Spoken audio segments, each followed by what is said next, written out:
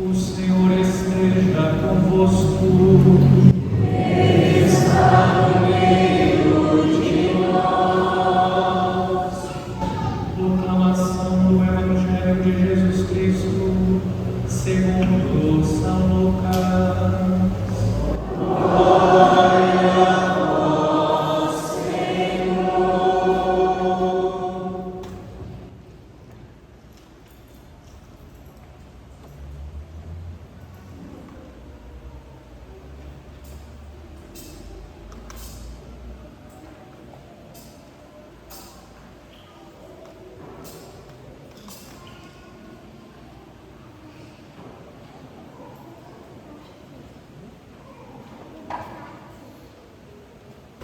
Aconteceu que naqueles dias César Augusto publicou um decreto ordenando o recenseamento de toda a terra. Este primeiro recenseamento foi feito quando Quirino era governador da Síria. Todos iam registrar-se, cada um na sua cidade natal. Por ser da família e descendência de Davi, José subiu da cidade de Nazaré na Galileia até a cidade de Davi, chamada Belém, na Judéia, para registrar-se com Maria, sua esposa, que estava grávida. Enquanto estavam em Belém, completaram-se os dias para o parto, e Maria deu à luz o seu filho primogênito. Ela o enfaixou e o colocou na manjedoura, pois não havia lugar para eles na hospedaria. Naquela região havia pastores que passavam a noite nos campos, tomando conta do seu rebanho. Um anjo do Senhor apareceu aos pastores, a glória do Senhor os envolveu em luz, e eles ficaram com muito medo. O anjo, porém, disse aos pastores: não tenhais medo. Eu vos anuncio uma grande alegria que o será para todo o povo. Hoje, na cidade de Davi, nasceu para vós um Salvador, que é o Cristo Senhor. Isto vos servirá de sinal: encontrareis um recém-nascido, envolvido em faixas e deitado numa manjedoura. E de repente juntou-se ao anjo uma multidão da corte celeste. Cantavam louvores a Deus, dizendo: glória a Deus no mais alto dos céus, e paz na terra aos homens por Ele amados. Palavra da salvação. Glória a vós, Senhor.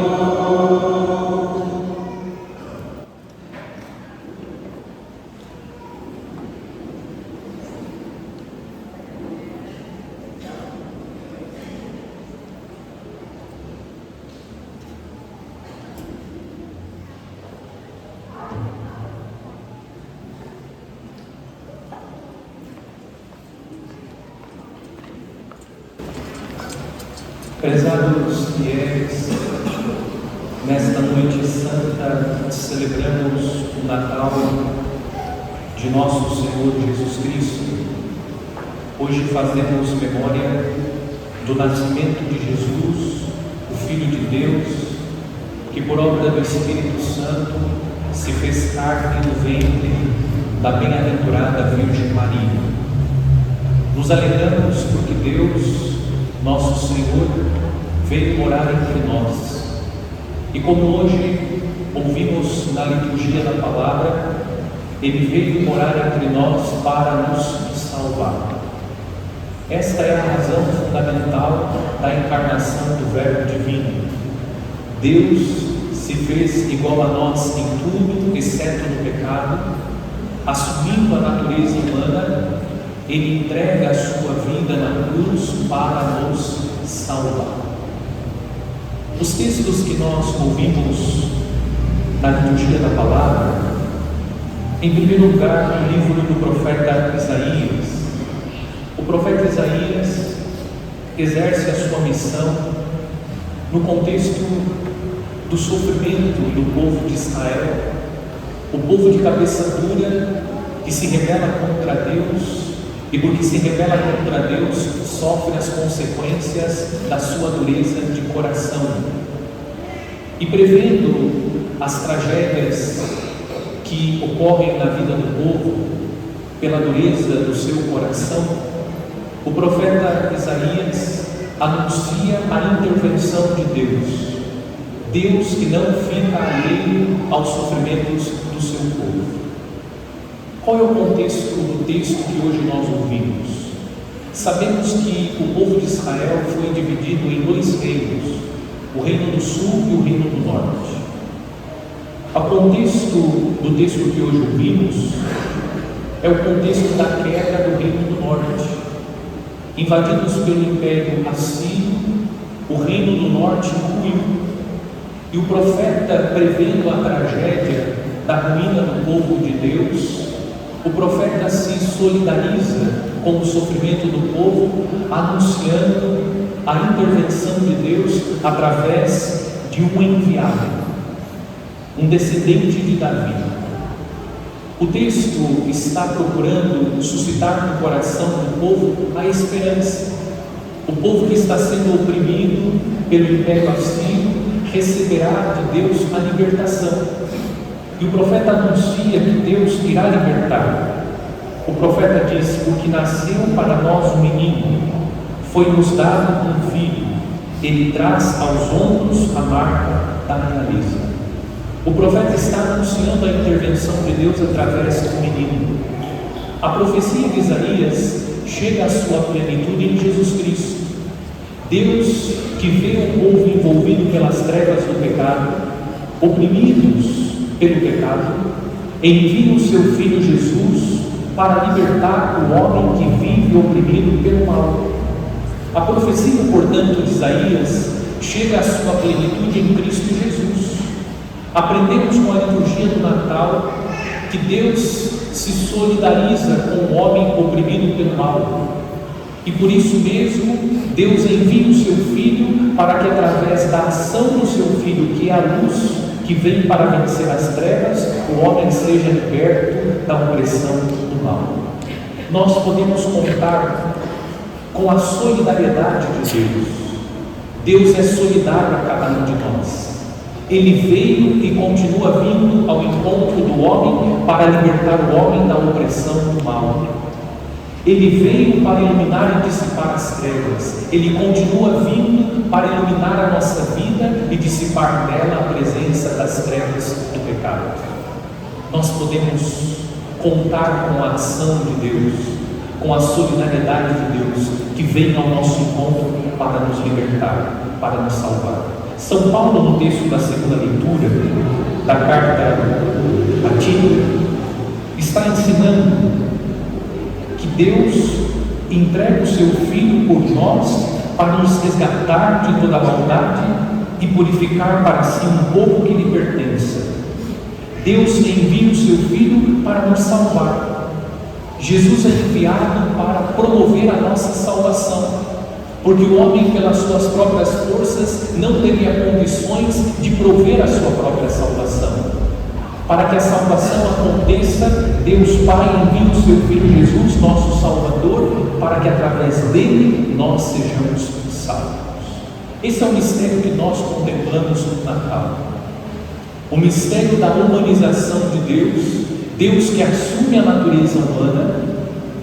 Por obra do Espírito Santo, o Verbo se fez carne no ventre de Nossa Senhora, e assumindo a natureza humana, Deus vem para nos salvar, para morrer na cruz em expiação dos nossos pecados e prover a cada um de nós e para todos nós a graça da salvação. Mas eu gostaria, sobretudo hoje, de propor uma meditação mais profunda a partir do Evangelho, sobretudo focando na anotação do evangelista São Lucas, que indica no seu Evangelho que Jesus é o filho primogênito da Virgem Maria. São Jerônimo, meditando sobre o termo primogênito, ele nos propõe uma reflexão. Mas antes de falar sobre a reflexão de São Jerônimo, o que significa a palavra primogênito? No grego bíblico, o termo não implica necessariamente a existência de irmãos mais novos, mas sublinha a dignidade e os direitos da criança. Nós sabemos pela tradição que Nossa Senhora não teve outros filhos. Ela não gerou no seu ventre por isso outros filhos. Porque São Lucas indica no seu Evangelho: Maria deu à luz o seu filho primogênito, sendo que Maria não gerou outros filhos, tal como gerou o Verbo divino por obra do Espírito Santo.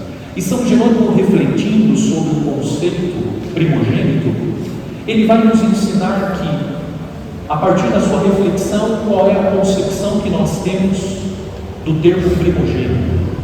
O termo deve ser entendido: aquele antes de quem não há ninguém.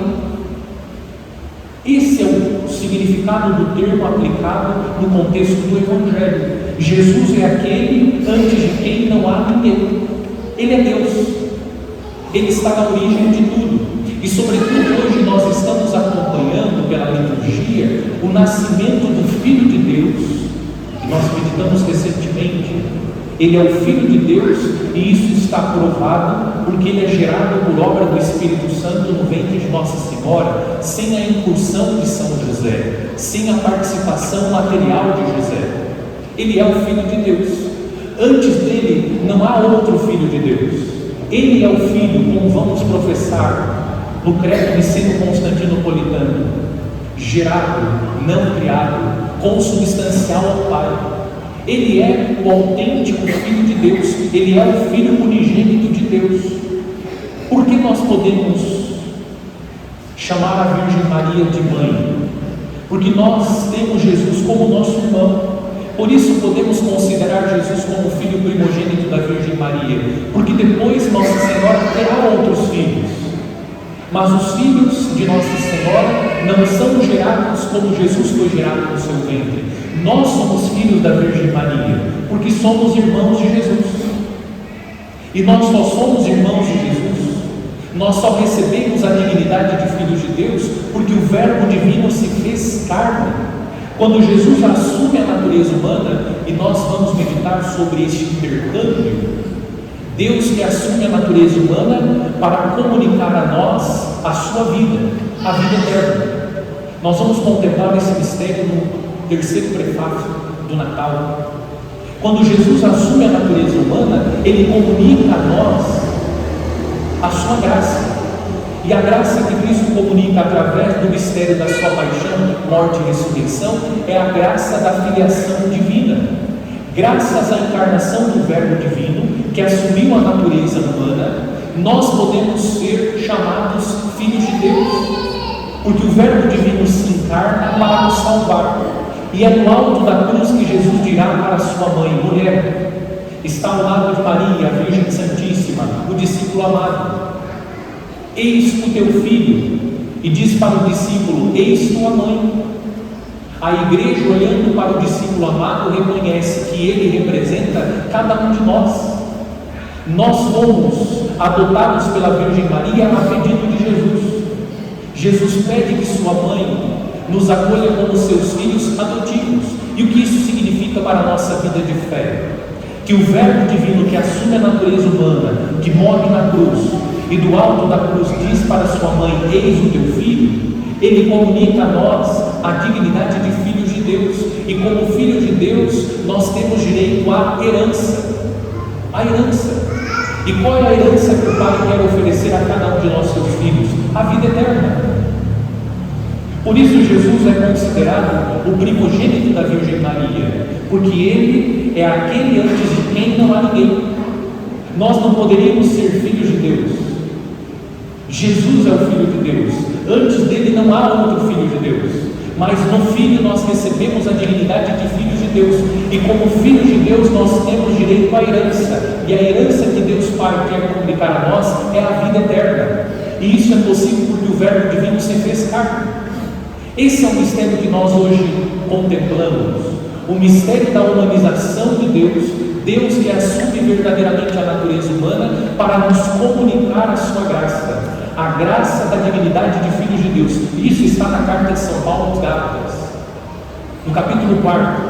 São Paulo diz: quando o tempo se completou, nasceu de uma mulher o Filho de Deus, e o Filho de Deus veio para nos salvar e para comunicar a nós a filiação divina. Nós somos filhos do Filho. Você é um filho amado de Deus. E Deus tem como herança para cada um de nós, seus filhos, a vida eterna. Esse é um mistério que hoje nós contemplamos na fragilidade do menino de Belém. Deus que se humaniza para comunicar a nós como dádiva, como dom, a vida eterna. Porque antes nós estávamos fadados à morte eterna.